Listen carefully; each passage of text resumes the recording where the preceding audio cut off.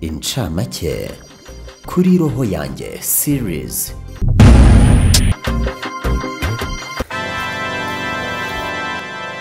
Evi namutumye ibiki? Amutumye amazi yo kunywa hari umuntu ashyiriye hariya kuri gate. Iyi filime ntirangira, ni uruhererekane ariko buri gace kari ukwako kandi karasobanutse. Roho yanjye series. Nitwa James, twimukina havuba. Ndi kwereka ngo cya kigingo wagikunze. Ngiye ngikunda. Ntabwo nagikunze. Wowe gikunze se? Papa yangu nagikunze. Ntabwo nagikunze pe. Okay, none. Wabretse. Nza guterura. Okay, ntaga nyinjirana muri kiriya gipangu, ntaga nyinjirana.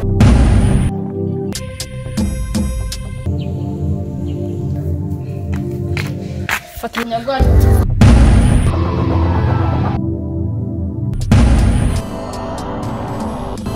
Abakubayoberwa byo byaba ibya buri wese, ariko si cyo kibazo gikomeye, ahubwo ikibazo gikomeye ni ibyo bakora, uburyo babikoramo.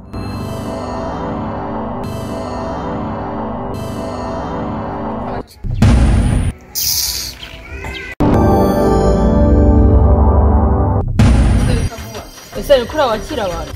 Mbakira se ngiye buranda muzi. Ya waruzi iki azanye iki hano? Mugiye yego. Ana we.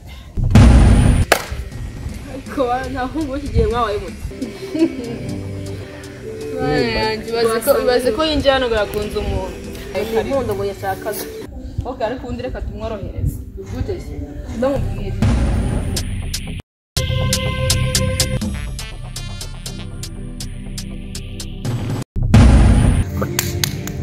Ese mama kereka nibaza n'imbwa nibandishima. Urukundo, ishyari, gushwana, gucana inyuma no kugambanirana uzabisanga muri iyi series.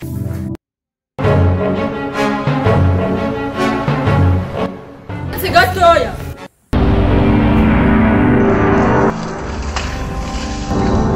Ubugome, amahano na planka, ikinyoma, kubeshyanya, byose biri muri iyi series Roho yanjye.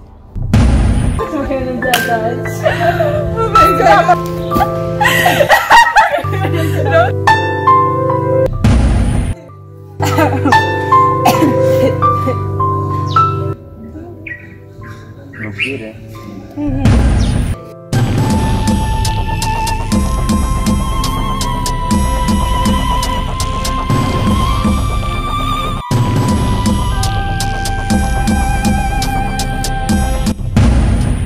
Tukamusaba imbabazi. Iki? Tukamusaba imbabazi. Imbabazi?